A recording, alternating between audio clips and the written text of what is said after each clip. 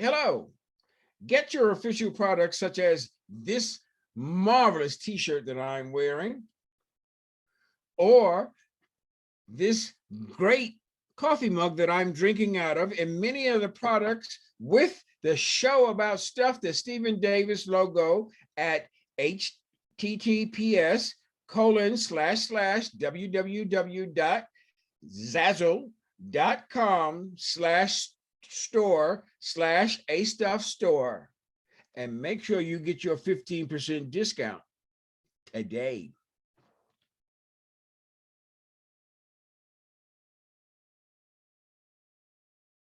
Welcome to a new podcast show about stuff. It's the show about stuff, the Stephen Davis Show. Here's your host, Stephen Davis. Welcome to the show about stuff, the Stephen Davis Show. My guest today is truly a marvelous, historic Renaissance man who was a major pioneer in the recording industry. His name, Mr. Eddie Ray. His book, Against All Odds, is a must-read, not just to people in the music industry, but an example of true humanity worldwide. So, Mr. Ray, how are you doing today? I'm doing fine, thank you. I'm so happy to have you on this broadcast. Although I'm not a North Carolinian, I live there, so I figured, hey, we are fellow North Carolinians. We've been having some problems in terms of the video, so we have Mr. Ray, and we're so appreciative of having him on the audio. He's going to be joining us on audio, and we're going to have some other people that join Mr. Ray from his past that he's going to love to hear. Now, first of all, the first question I have is, where were you born at, Mr. Ray? I was born in North Carolina. Very big city up in the mountains west of Asheville, North Carolina. Now, who were your parents? My father's name is Andrew Ray, and my mother is Grace. She was Grace Love until she married my daddy, and she became Grace Love Ray. Grace Love Ray. Okay. I have a person that works with me. Her first name is Love. Is that the first person I'm going to bring on, Mr. Ray, is somebody that from your past, and I'm going to let him come in and introduce himself, and we're going to get back to talking about your early schooling and high school stuff. But first, I want to introduce you to actually two people that's come on, and I'm going to let them come on first, and we're going to have that first, and then we're going to move to learning more about you, okay? Okay. Change up the format a little bit. The All first right. person is named Michael Frisbee. Michael Frisbee? Yes. You gotta be kidding me. Yes. Michael? Yes, sir. I'm here. Hey, Eddie. Hey, Stephen. How you doing? Hi, Michael. How are you? I am doing well now that I'm talking to you. How are you doing? I know. We've had a hell of a time getting this thing together, but it's so great to hear you. But you got to give me your brother's number because you know where I live now. Yeah, you're in the D.C. area? Yeah, I live in Fort Washington, Maryland. Oh, my goodness. Yeah. And let me let somebody else on right now also. Okay.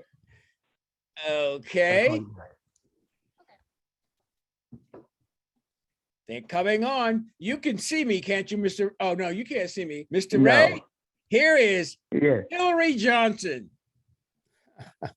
Hey. Hillary Johnson. How you really been hanging out at? Oh. My goodness. What a day. We had a rough time getting on, but it was worth it talking to Hillary and Michael.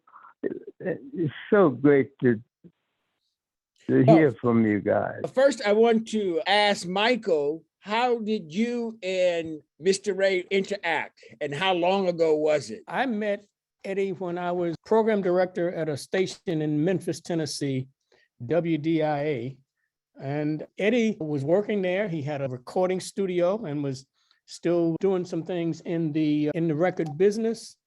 And we became friends. And I got to say, I have to totally credit Eddie Ray for my start in the legal field, entertainment field. I was getting a little dissatisfied with the radio business, and I happened to confide in Eddie one day and told him that I wanted to go into the practice of law. I had already graduated from law school, even though I had not started the practice of law. And Eddie said, "Oh yeah, I have some lawyer friends in Los Angeles. Give me your resume and let me send it out to some people and see what happens." And the normal story, people say, "Oh, okay, your resume looks nice, but we don't have anything for you right now." Okay. And then one of those firms called me and said, "You know what? We're about to lose one of our lawyers and want to know if you're going to be in Los Angeles anytime soon." I said, I didn't have any plans to, but how seriously am I being considered for this job? And they said, "Very seriously." I said, "Okay, when do you want me to come to LA?"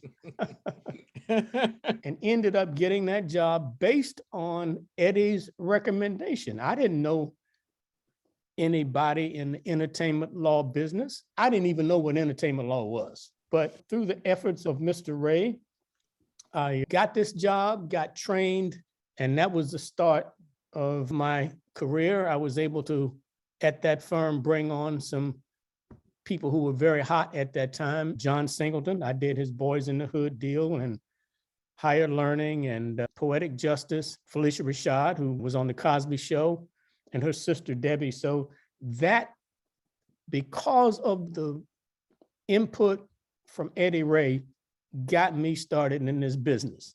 And when you say how, well, let me tell you this.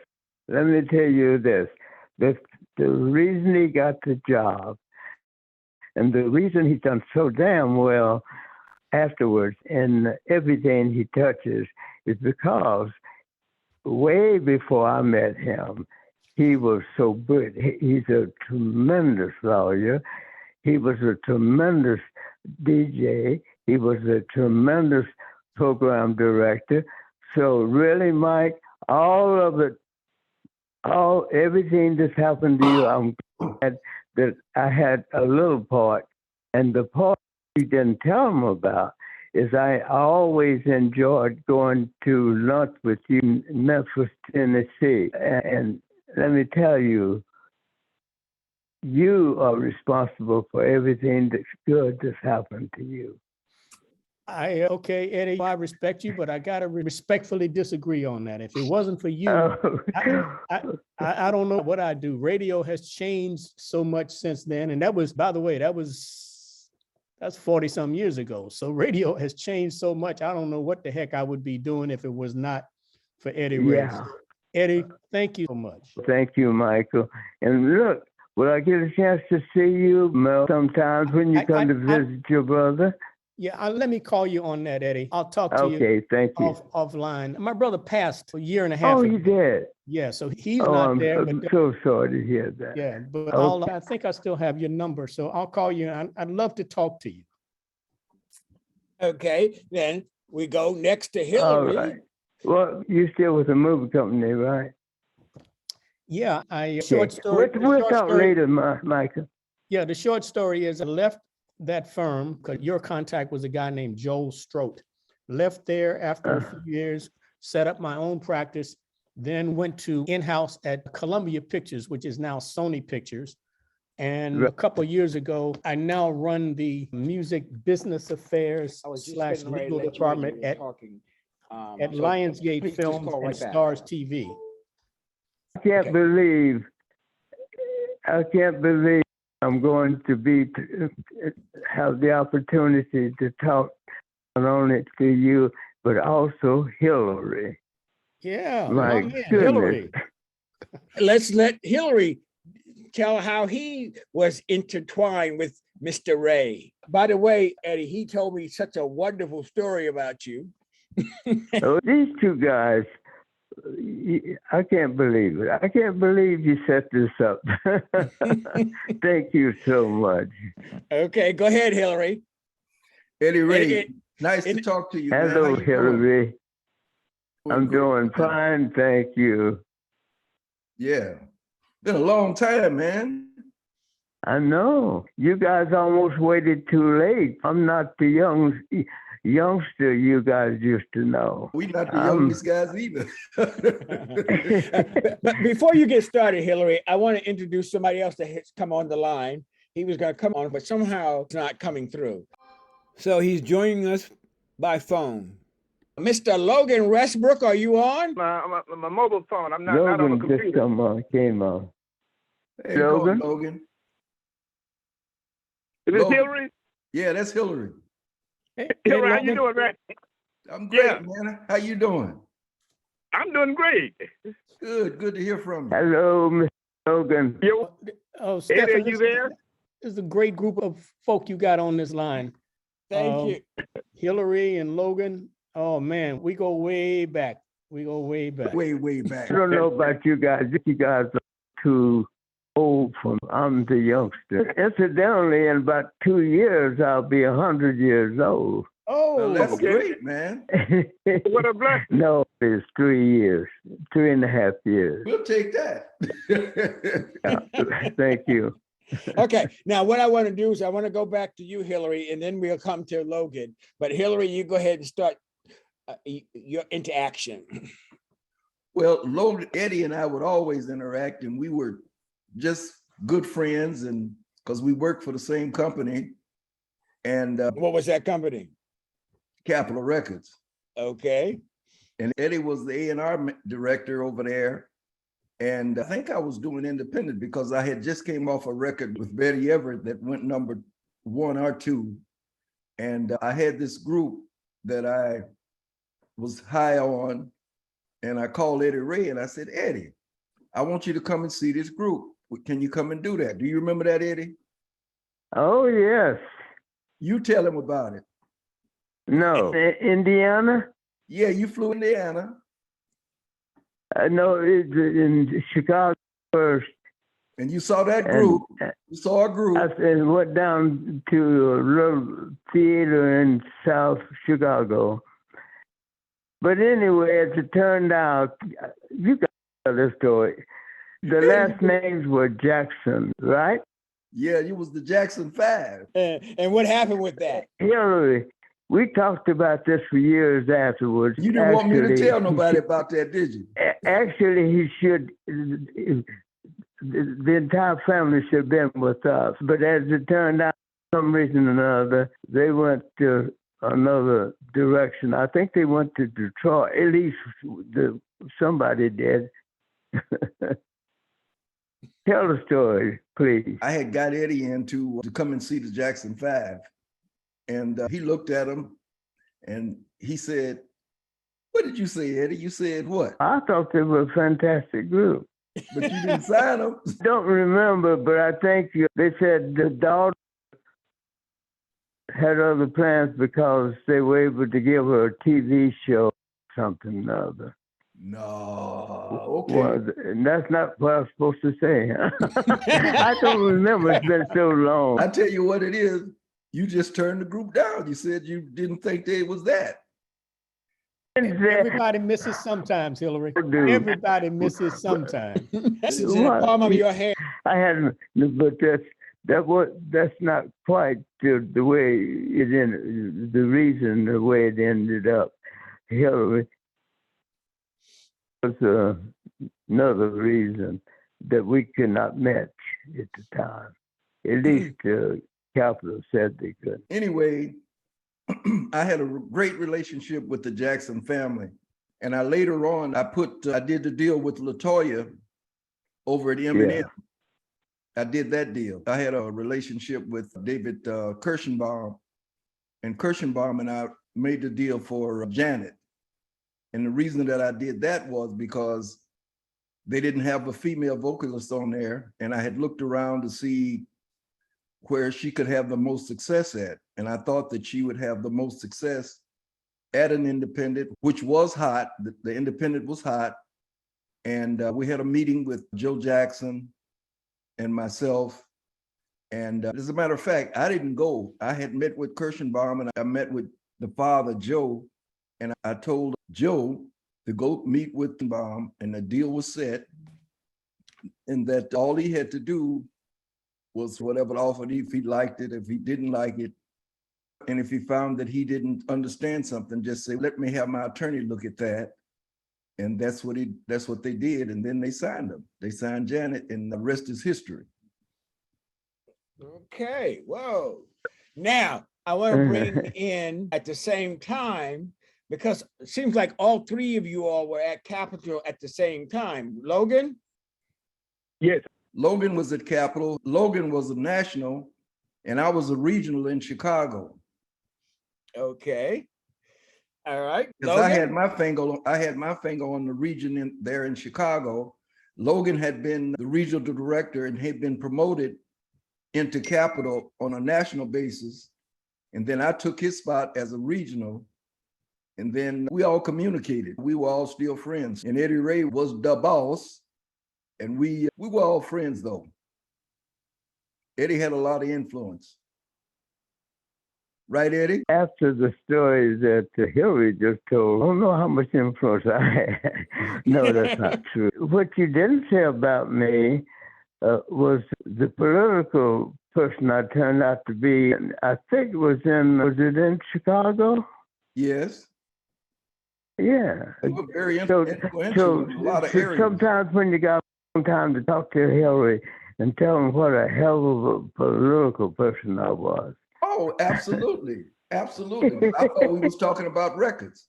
No. We're going to talk about, Mr. Ray, we're going to talk about, once we get them off the air, we're going to talk about your time at the cable tribunal later on. We're doing this a little bit out of sync because it took us so long getting on. But I just wanted to get these folks on because I know that they're busy people and I wanted to do so. Logan, you were about to talk. It appears as if I got closer to Eddie after I had moved out here on the West Coast, was working at Capitol. Right.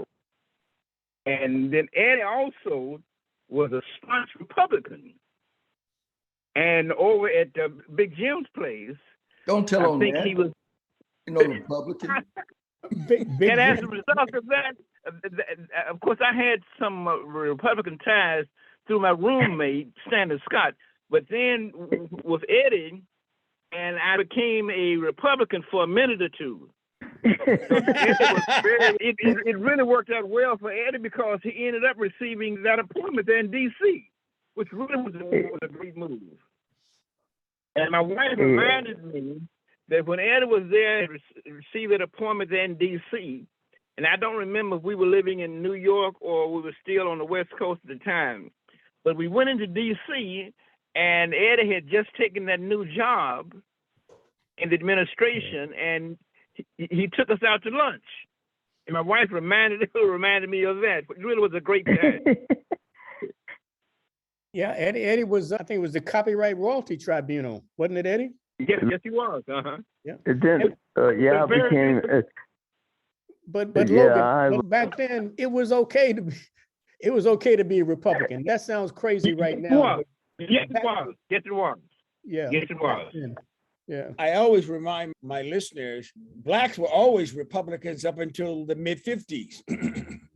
And then some of them remained Republicans because their father was a Republican, because their grandfather was Republican. I had an uncle who ran for whatever they call it, the city council thing in Chicago, alderman or whatever, and he was a Republican, ran on the Republican ticket back then. This was probably late 50s, early 60s. I always said that we needed to be in both parties. Just as you said, Logan, in terms of that you had Republican folks that you deal with, and you became one for a minute or two, that we needed to be represented in both parties. I always remember something that when Ed Lewis sold Essence magazine, and people were on him because he sold it to, I think it was Time Warner.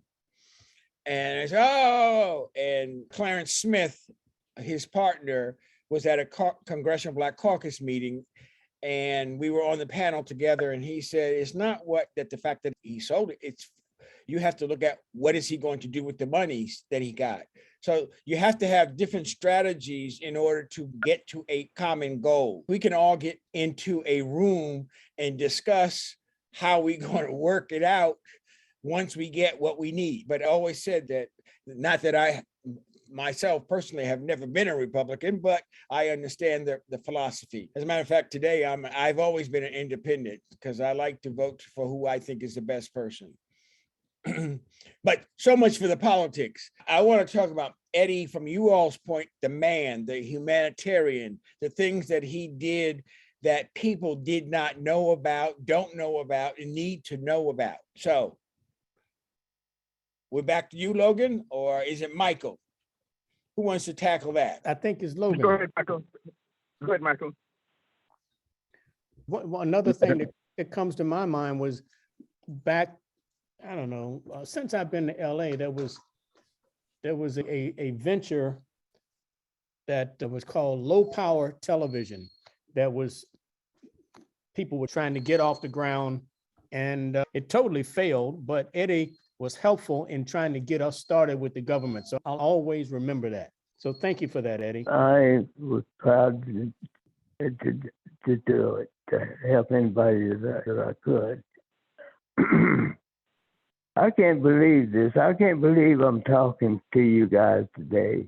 And thank you, sir, for how did you get these guys together so quick? The first one was Deborah McFadden, who's trying to get on right now. I kept hitting the button and she keeps going away. And then Logan sent me a text and said, an email and said, hey, I think that you need to reach out to Michael Frisbee and Hillary Johnson. And I said, yes, sir. I follow orders very well. Michael and Hillary was such a major part in our lives as we were dealing with Eddie. And it was all around the same time. So this is really a special occasion. It really is. Because Eddie you couldn't get to a better person. Eddie would help you in any way that he could. Yeah, no, I agree with that, Hillary. As I said before Logan got on, Eddie has been very influential in my life. I didn't work with him like you and Logan did, but sometimes when you're trying to do something and you don't know how to do it, God sends you an angel to say, I know you don't know what you're doing. Just let me help you out here. And Eddie was the angel that helped me make the transition from radio to law. And Eddie, I'll never forget that, man. I thank you for that very much. Oh, yeah, always believed in helping. Look, would you guys, and make it easy, we probably won't be able to do it today. I'm here. But could you guys drop me a line or somewhere, let me know where you are, so I can keep in touch with you. And you can reach me through the North Carolina Music Hall of Fame. And speaking of the North Carolina Music Hall of Fame, we have the chairperson of the North Carolina Music Hall of Fame and daughter of Clyde McFadden, Deborah. Hey, Deborah. Hey, everybody. Hi. Surprise, surprise. Yeah, how are you? What is this? Who it is? I can hardly hear you. It's Deborah. Okay, I'm turning up my volume here. Yes. How are you, Mr. Ray? I'm fine, thank you, and thank you so much for this. What a surprise. Well, you deserve it. Yeah. I'm still getting emails and text messages about the concert Saturday night. Oh, was it good? It was a great. And Mr. Ray, that I love you and Jeanette, and I miss you guys very much. And I will see you at the induction ceremony in October. And who are you inducting into the North Carolina Music Hall of Fame in October? October 20th will be Charlie Poole, Janet Pascal, she's a gospel singer here in North Carolina, Stephanie Mills, Nina Freeland, and Bernard Edwards from Chic. And we're doing the finale And Stephen, I'm good for finales. Yes. We are doing a finale Jeanette. in tribute to Bernard Edwards. I do believe we're trying to get Niall to attend. He will let me know what his schedule is like, but it's going to be a great show. Look forward to honoring once again our musical legends born and raised here in North Carolina. Okay. Now, I don't know, you know, all the people that's on the broadcast today, Deborah, is Michael Frisbee, Hillary Johnson, and Logan Westbrook. Hi, guys. And this is Deborah McFadder to you all. Okay, it's a Hi. pleasure. Hi. How are you? It's a pleasure to meet you. This is Logan Westbrook. Yes. Pleasure to meet you as well. My goodness. But anyway, let me go back to what we were discussing earlier. Logan, I think you were the one that was talking. I have really one question for Eddie here now. What's that? Eddie, are you still getting royalties from Hearts of Stone? Pretty good song. Yes, it is. We were going to Yes, talk about that, Eddie, because I have a whole list of stuff that I had prepared to talk to you about. But I thought it was really important to have some people that you were familiar with and that appreciated you and wanted to be on the broadcast with you. This is a testament to your influence on their lives. Amen. Amen. And Eddie, I just want to thank you for all your contributions to all us young pups who helped us. And we really appreciate it. We want to say that to you. And we really appreciate you. That's Hillary. It's always just a pleasure to be in your company. It's just, I that can makes vouch me for feel, that. 'Cause I feel the same way when I'm in his company. I just feel so lucky. Eddie was a true Well. pioneer, a true pioneer. I was not fully aware of his workings with Hillary and Logan, but back in the day, Eddie was one of very few and really helped young people, young Black people, whenever he could. And that's a testament to this man. What he did. Yeah, I agree. but you Okay. guys don't know, but you're making me cry. Eddie, we really appreciate you. I appreciate you. And I know that Frisbee and Logan and all the other guys that came up with us appreciated you. So do you all have anything else to say? Because I want to get to Eddie one-on-one, because I have some questions that I want to ask him in terms of his life. Part of doing this show is to archive and do history of people. If you guys don't know, and he kept telling me, I'm going to have a surprise for you. I had no idea this would be such a great and joyous thing. I had no idea I'd be talking to Hillary. I had no idea.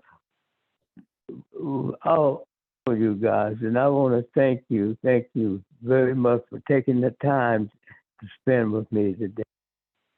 Thank you. Okay, thanks so much. Okay. Thank you. Thank you. And Mr. Ray, you stay on while the rest of them go off, okay?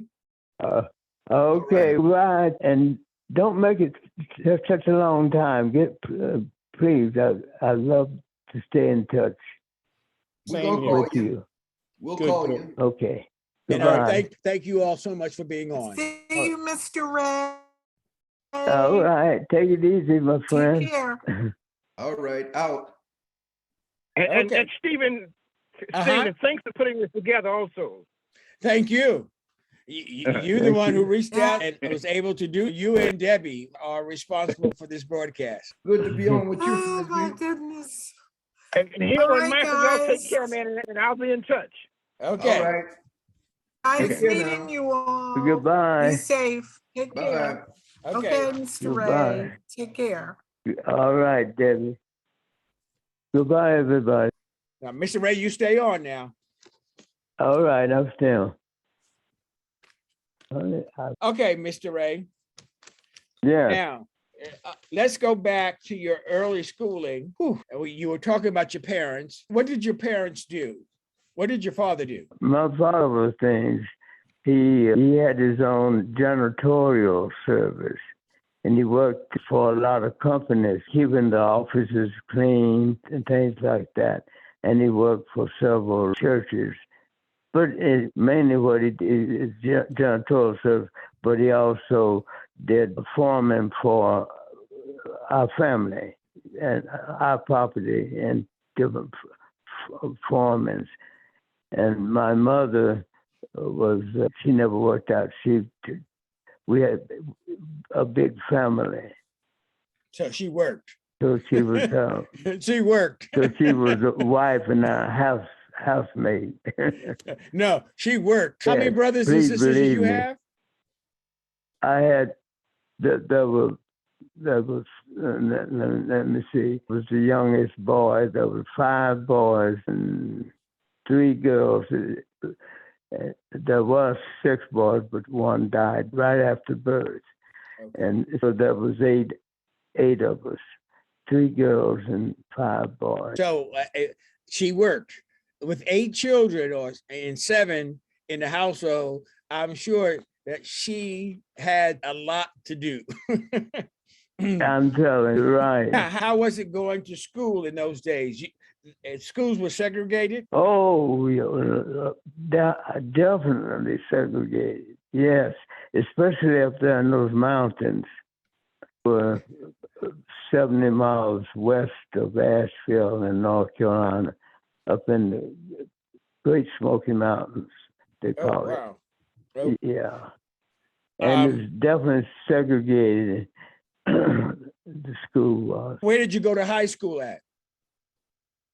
I went to high school. I had to go down to Eastern North Carolina to go to high school. We didn't have a senior high for blacks in Franklin.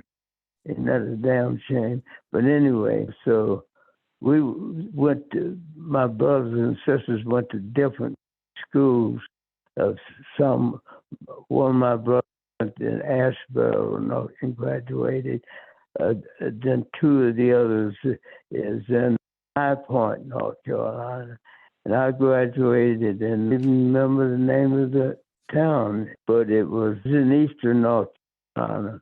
And I went, but we only had to go for the senior year. Now, I'm going to jog your memory with the high school, Laurinburg Institute. That's it. Now, who went to Laurinburg Institute? Did McDuffie's. Yes. Who went to Laurinburg Institute after you? It was way after you, but when I knew about Laurinburg Institute was Big Charlie Scott. Oh. The basketball player. Oh, yeah. They had some great basketball teams. Yes, I remember. Yeah. Yeah. They only went one year that, Okay. But, now, you left Laurinburg Institute and then you headed for Milwaukee? It's a strange thing. See, I went to Connecticut the summer before I started at Laurinburg. I went to Connecticut summer and worked, and right out of Hartford, Connecticut.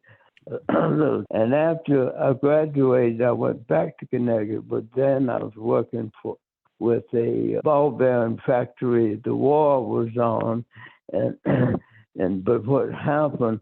I'd taken a test in my senior class for the Army. 2 older brothers. One of my brothers was in Germany, and the other one was in North Africa. And in the service, so I wanted to go in the service. So I took this special course in Laurinburg, and when I graduated, I went back to Connecticut. I had no intention. I heard from them, and I had passed the test. And I wanted to go in the service, but I wanted to. So what they did, they sent me to Howard University and until I became 18, and I went back to Fort Bragg in North Carolina, and I was going to go to officers training school, so I graduated as a lieutenant. But what happened, they discovered I had begun forming in both eyes, so they let me go. And instead of going on to college, for some reason or another, I saw a commercial about Milwaukee. I actually, in the early 60s, I lived on Fort Bragg? Yeah, I lived on. My father was military. He was 30-year military. Oh. And I lived on Fort Bragg for about 2 or 3 years. You know about North Carolina. Oh, I lived in Fayetteville. Yeah. I just want to thank you for what you did today. Oh. I can believe when you said Hillary Johnson and Hillary and then Michael Frisbee. I couldn't believe it. But anyway, let's go on with what you were saying. Okay. Now you moved to Milwaukee? Yes, I was on in for a short time, and when they discovered years later, I had cataract operations on both eyes. So I was.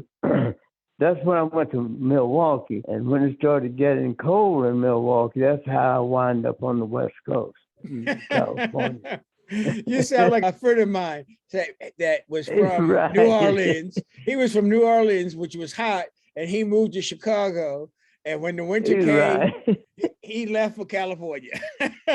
Yeah. Now, and I said I will never ever leave California, but I was wrong. Now you work while you were in Milwaukee. You work for. That's a record. I did what nobody else wanted to do. Unload boxes and pack boxes to be shipped and all that kind of stuff. But it gave you some foundation for your future career. Right. Yeah. Okay, now. Except California, the only thing I could do would be work in restaurants and things. And then I've decided I'm going to go back to school. But at the same time, I'd have to have a job. So that's why I ran into the Lesnar Brothers, a record company called Aladdin Records. And I told them I had been a shipping clerk and all that stuff. And that's what I started out doing. But if you can't read, you can read one chapter on the Messner Brothers. They're the ones that changed my life. And this was not in Milwaukee. This was in Los Angeles. This is in Los Angeles. And see, and what I did, I worked with them, and I learned a lot. The reason I always, as a mentor, I try to help kids and anybody as much as I can, because those two guys changed my life. I wanted to ask you about one of the persons that you worked with at Aladdin Records. I happened to have seen his performance not long before he died, Charles Brown. It was tremendous. I was very impressed with him, more impressed with him than I was most of the artists, is because I heard that Charles had gone to school, he wanted to be this. He's more than just a singer, see. Yes. Because most of the artists, but he was one of the great blues singers. And I was there when he was there. And then I was there when Amos Milburn spent most of his time. I don't think you probably remember Amos. You may remember something about it. And no, I don't remember but him, but I do remember Charles Eddie, Brown. Yeah. Oh, Charles Brown, that's the one. Okay. Yeah, but that's why my early training from the Messner Brothers, because Eddie would take me to all the recording he would take me to all the recording sessions, and he would take me to all the live shows when he came to LA, and would go to sessions, and that's how I got interested in A&R and producing. And then after them, I was with a distributing company in LA, and I particularly ran the distributing company called, well, I was responsible for so much happened to that.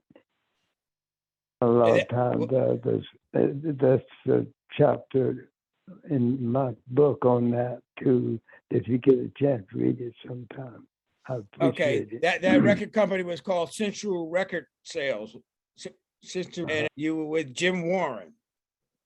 That's right, Jim Warren. I see you've already read it. Yes, I did. And at that time, you also worked with Big Show, Yeah. Joe Turner, Ruth Brown. Yeah. You distributed Yeah. Drifters Yeah. and Ray Charles.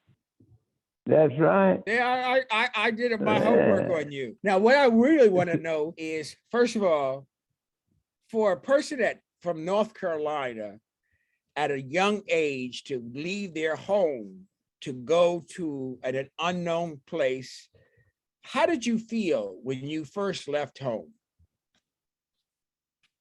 I felt good. Funny thing, and I mentioned it slightly in my book. My daddy always wanted us to stay and come back to Franklin.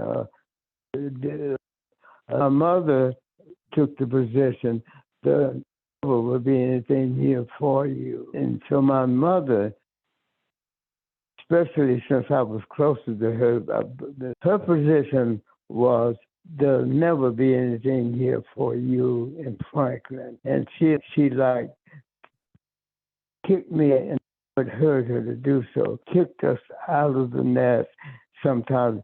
And most people would say even before I had learned to fly, but I knew how to fly. And my dad was just the opposite. He said he would come there, and they were very respected in that little town. And my dad wanted us all to be there for the rest of our lives, but there would be nothing there for us. That's the way my mother would think. And that's the way we thought. And most of us left. We all left eventually. Yeah. Now, I do want to know, when you were in Los Angeles, you joined an organization called the All People's Christian Church and Community Center. Well, you've done a lot of reading on it. Yes, I did. Yeah. All People's was the major changes in my life. Talk about it. Yeah, it was the first totally integrated church. The situation I lived in, worked in, and lived in. And there were Caucasians, there was a lot of Hispanics, and Chinese, Black. It's totally integrated in the community. It was a real experience for me.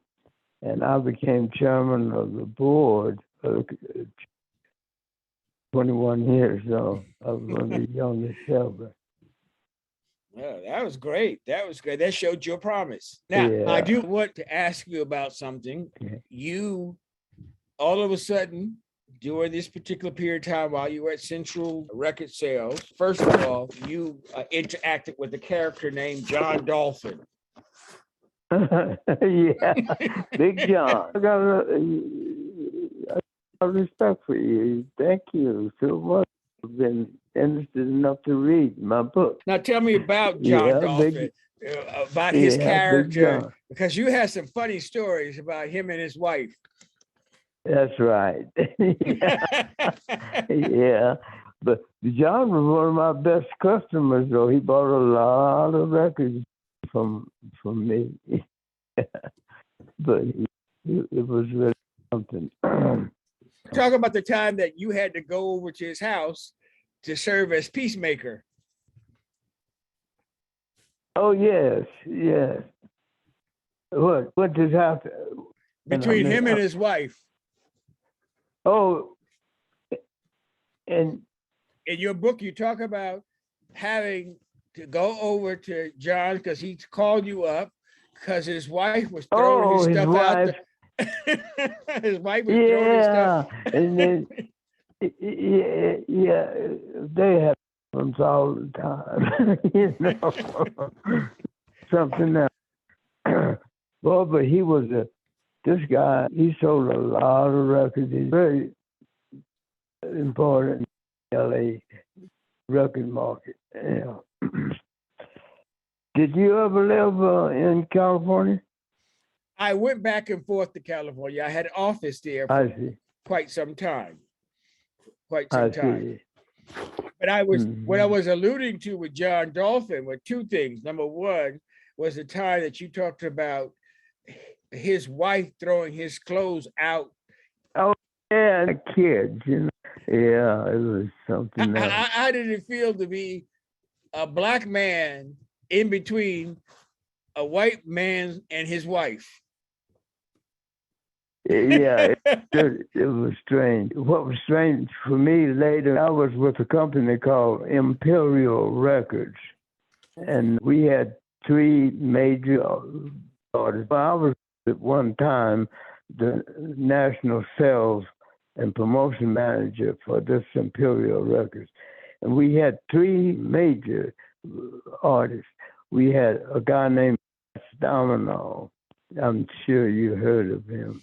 I think I New did. Orleans. I think I did. I think you, yeah, he was one of the, I would go into stations all over the country. I had a national promotion, national sales and promotion for Imperial. Then I had another artist, a kid that was a star from television named Rickey Nelson. Oh, I think I know him too. I think, but this one you don't know. I don't think you may, but I was able to sell him real well because I came from the mountains of North Carolina. We had one of the number one country artists named Slim Whitman. I've heard of I him. wish you could look him up. Yeah, I heard. Going to radio stations in Idaho and in Western Washington, Eastern Washington, all over the country. I walk in was strange. Here's this black guy pushing Slim Whitman, a country artist. I know. And then I said, look, I got another artist here. She put it on. He's going to sell for you. And it would be Fats Domino. And they said, well, give it to me. We wait and see what the people think. And they would play it. And for the next 2 years, I was so fast. It wasn't the country station wasn't playing Fats Domino. So that's the kind of promotion man I was. How was Fats Domino's as a person? Oh, he's a wonderful guy. Wonderful guy. I liked him very much. I liked him personally. Yeah. Now, while you were at Imperial, you had dealings with Dick Clark, didn't you?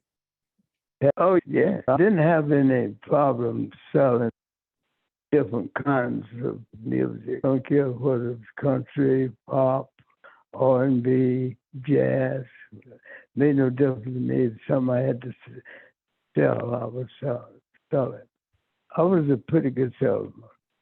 Now, in the 60s, you moved over to Capitol Records. How was your experience with Capitol? Although we went through that whole thing about Capitol with Logan and Hillary. Yeah. Right. Yeah. The Logan, I didn't meet until, I think, afterwards in California. In fact, I remember Logan was always looking for property, real estate. He must have been more thinking when he talked to me, he and his wife, than music. I knew more about Hillary in music than I did Logan. But this funny thing in this business, we all had a lot of fun and did very well, I think. Yeah, you even in the 70s, you went over to and moved to Memphis, and you became a part owner, right? Yeah. Man, I see you've been yeah, because you work with Al. You work with Al Green and the catalog. Yeah.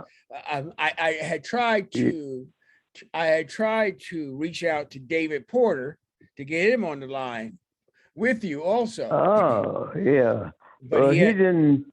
I don't think he knew me personally that well. These guys did. Yeah, but you were in charge. You were in charge of their catalog. I know. Yeah, I know. Yeah.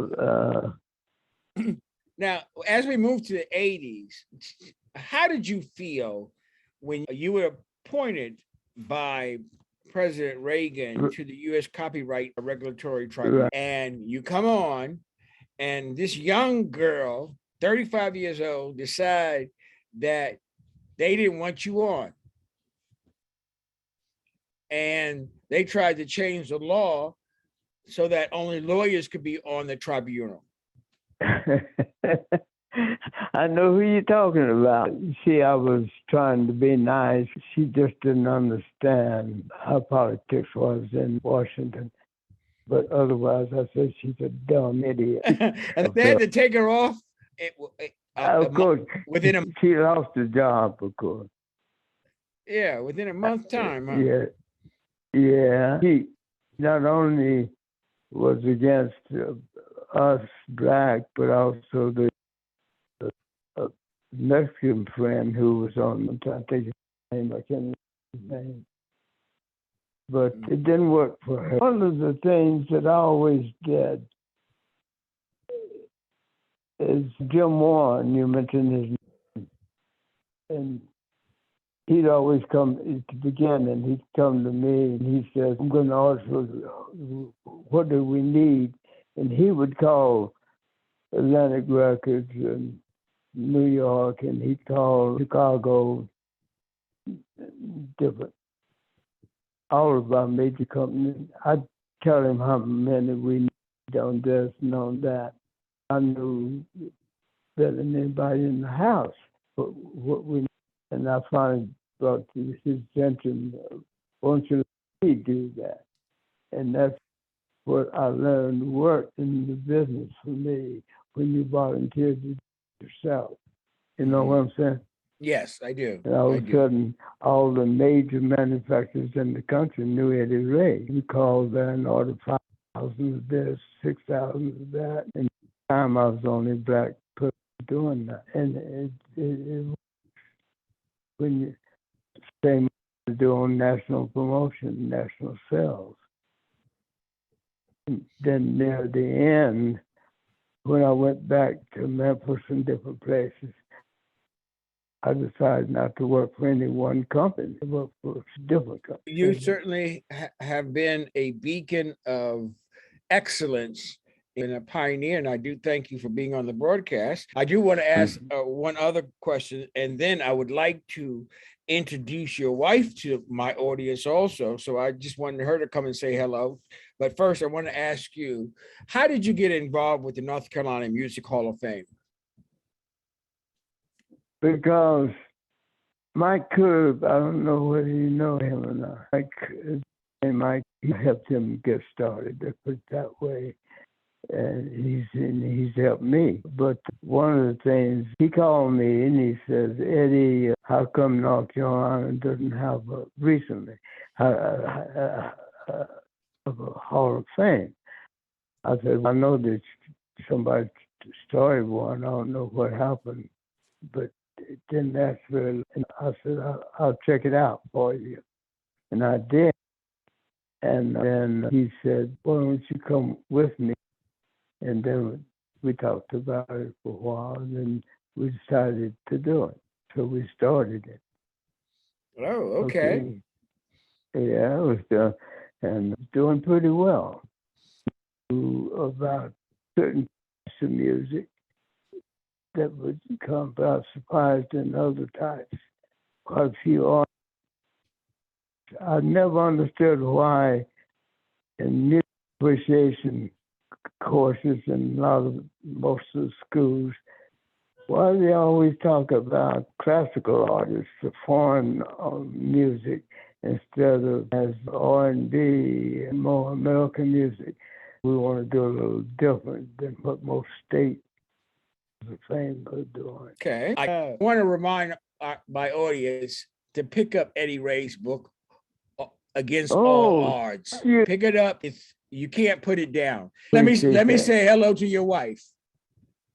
Can you hear me? I hear you now. I wanted to thank you so much for all that you did in terms of making this broadcast happen. You did wonderful. And I thank you so much for being on the broadcast. Thank you. Oh, both of you. And Eddie was really looking forward to it. He's so excited. I haven't heard anything yet. You just wait till I get off the phone. Oh my goodness, he's going to burn my ear. What like it's never been burned before. So very good. Yeah, you certainly did make his day. You really made his day. okay. Thank you so much. Okay. You have a wonderful time. Okay. Thank you, and God bless you. Okay. Bye. And that's it for the show about stuff, the Stephen Davis Show. Wonderful show. Wonderful show. Thank you for tuning in this week. Hope you enjoyed this show about stuff. See you next time. Oh, my name is Jewel.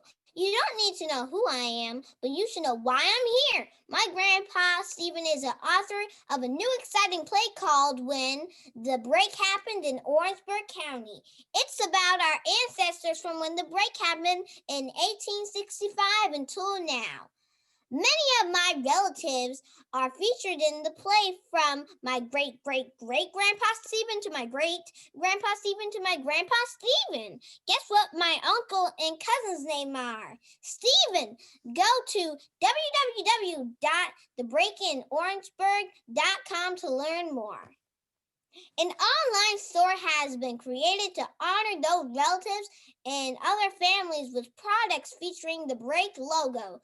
Go to www.thebreakstore.com to purchase items today and help to produce this play. Please.